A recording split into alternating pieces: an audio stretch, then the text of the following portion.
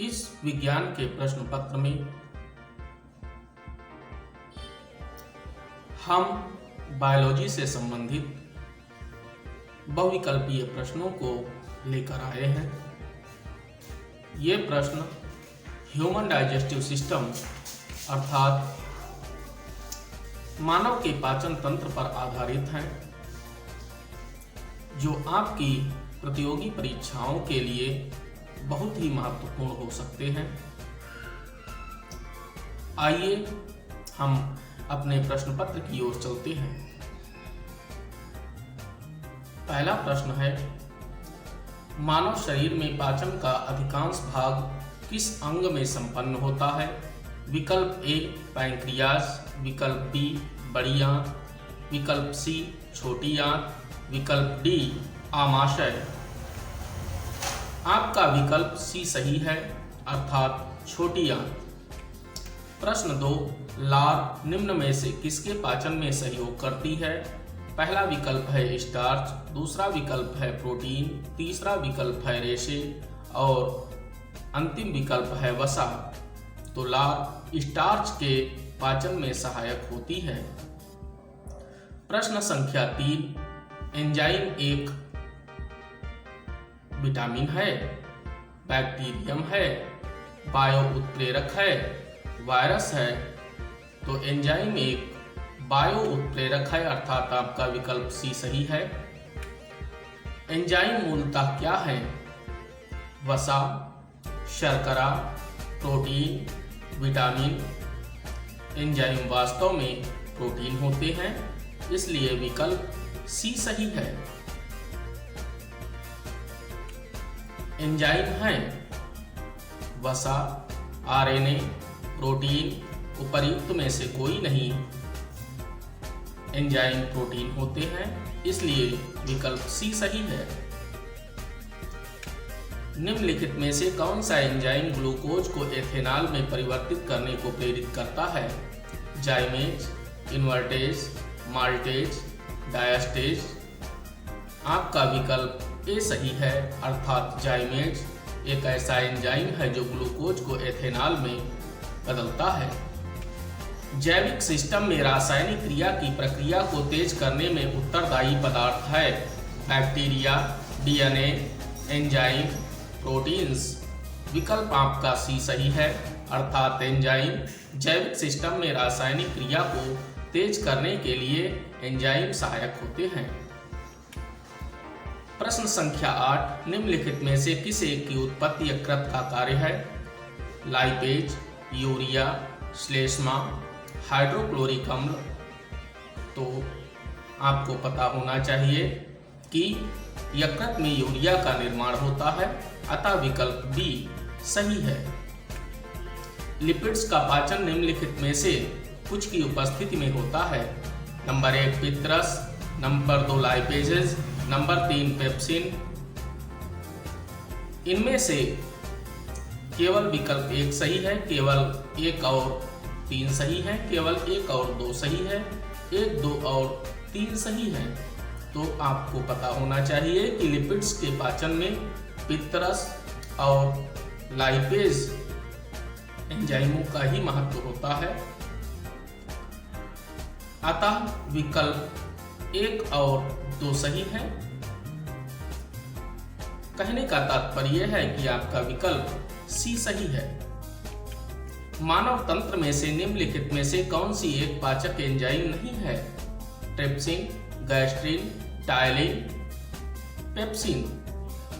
विकल्प बी आपका सही है, गैस्ट्रिन एक पाचक एंजाइम नहीं है। प्रोटीनों के पाचन में सहायक एंजाइम है? विकल्प ए यूरिएज, विकल्प बी सल्फेटेज, विकल्प सी ट्रिप्सिन, विकल्प डी प्रोटीएज। तो प्रोटीनों के पाचन में ट्रिप्सिन एंजाइम सहायक होता है, अर्थात विकल्प सी सही है आपका। स्टार्च को जलपघटन से ग्लूकोज बनाने वाला एंजाइम है? ए इन्वर्टेज, बी एमाइलेज, सी डिहाइड्रोजिनेज, डी एनहाइड्रेज। आपका विकल्प बी सही है, अर्थात एमाइलेज।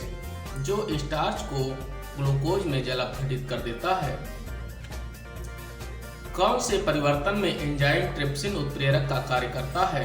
प्रोटीन को पेप्टोन में, प्रोटीन को पेप्टाइड में, प्रोटीन को अमीनो अम्लों में, स्टार्च को ग्लूकोज में। ट्रिप्सिन एंजाइम प्रोटीन को अमीनो अम्लों में बदलता है, इसलिए आपका विकल्प सी सही है। प्रश्न संख्या 14, मानव शरीर में पुच्छ कौन सी संरचना से संलग्न होता है? बृहदांत्र, क्षुद्रांत्र, पित्ताशय, आमाशय। तो पुच्छ बृहदांत्र से संबंधित होती है, अतः आपका विकल्प ए सही है। मानव शरीर में क्षुद्रांत्र के 3 संरचनात्मक भागों की लंबाई का कौन सा सही ह्रासमान क्रम है? ह्रासमान क्रम का तात्पर्य होता है कि घटते हुए क्रम में। पहला विकल्प है आपका मध्यांत ग्रहणी शेषांत्र, दूसरा विकल्प है शेषांत ग्रहणी मध्यांत, तीसरा विकल्प है मध्यांत शेषांत ग्रहणी और चौथा विकल्प है शेषांत मध्यांत ग्रहणी। तो आपको पता होना चाहिए कि आपका विकल्प डी सही है, अर्थात सबसे बड़ा भाग आंत्र का शेषांत, उससे कम मध्यांत और सबसे छोटा भाग ग्रहणी होती है। निम्नलिखित में से कौन सा लार की सहायता से पच जाता है? प्रोटीन, स्टार्च, रेशे, उपर्युक्त में से कोई नहीं। तो स्टार्च का पाचन लार के द्वारा हो जाता है, क्योंकि लार में टाइलिन एंजाइम होता है, अतः आपका विकल्प भी सही है। शरीर में अतिरिक्त ग्लूकोज ग्लाइकोजन में परिवर्तित होकर भंडारित रहता है। आमाशय में, यकृत में, अग्न्याशय में, पित्त में, यकृत में संचित होता है, अर्थात आपका विकल्प डी सही है।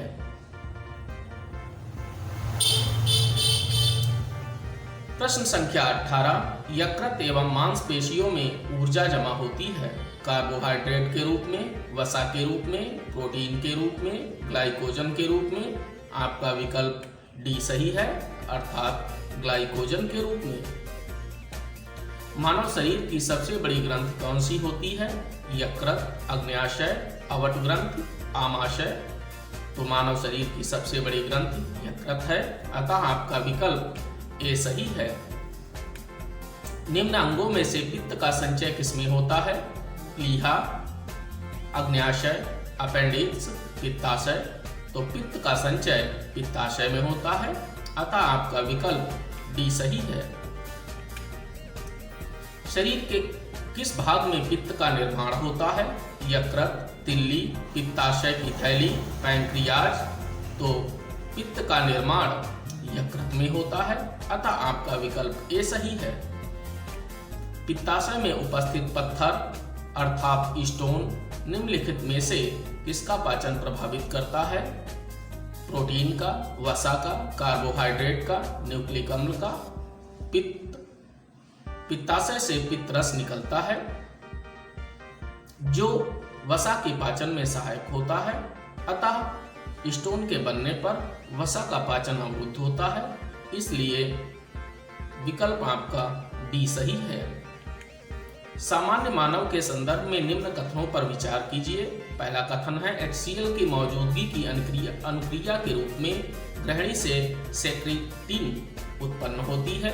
विकल्प 2 आपका दूसरा कथन है वसीय अम्लों की मौजूदगी की अनुक्रिया के रूप में क्षुद्रांत से एंटेरोगैस्ट्रान उत्पन्न होता है।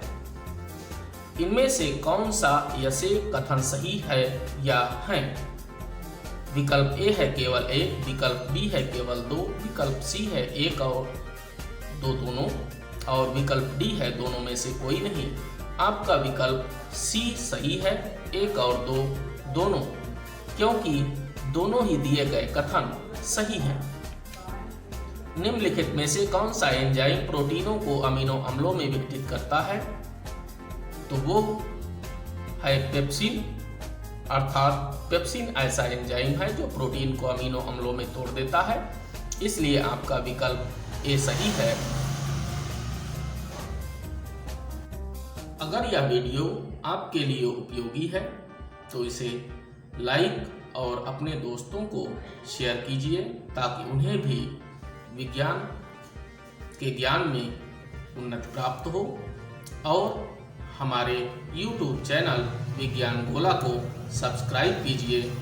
धन्यवाद।